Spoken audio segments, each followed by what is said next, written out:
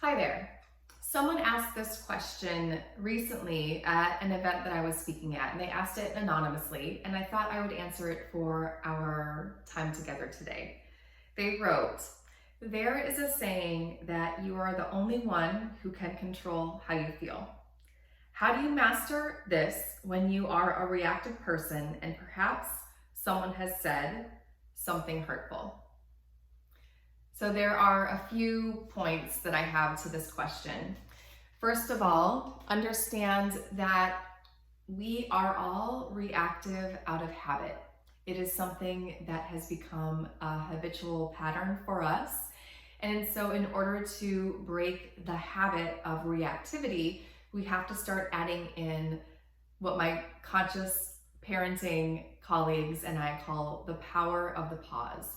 We have to learn to just pause for that 1 second, moment, breath, a couple breaths before we react in the way that we are programmed to react. So one of the easiest ways to learn how to pause before reacting is to practice meditation. In doing so, we enhance the part of the brain that is responsible for focus and that lowers our reactivity. It teaches us to be more present in the present moment so that we can start to pause between a trigger and our response. As we learn to do that in our brain when we're meditating, we can learn to do that in the world in which we live. The second point about this is, how do you respond when someone says something hurtful? Well, we need to allow ourselves to feel the words that are hurtful. If we feel angry, if we feel upset, if we feel hurt or pain or guilt or shame, we have to allow those feelings to make themselves present. Because what most of us do and what most of us were taught to do when we were children were to stuff those feelings down. It's not okay to be angry. It's not okay to be sad. Oh, you're sad? Here, have a cookie. Or, oh, you're lonely? Here's a new toy. Or, oh, no, you're a woman. You are not supposed to be angry. You better put that smile on your face. So we are taught to shove our feelings down, and then that manifests in adulthood as drinking alcohol, or scrolling endlessly on our cell phones, or numbing out on Netflix all night long, or overworking, or staying too busy versus dealing with what is upsetting us. So in order to allow that hurt to move through us, we have to feel it. And our feelings are messengers. So, okay, I'm hurt. This person said something and it hurt me. Well, what is the message to me? It's likely a message that I need to create a boundary that protects myself from this person. Maybe this conversation is off limits.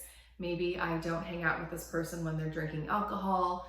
Maybe I stand up for myself if it is someone that I'm working with and they said something hurtful, and let them know how it makes me feel, right? So we can create a boundary if we're feeling something like hurt.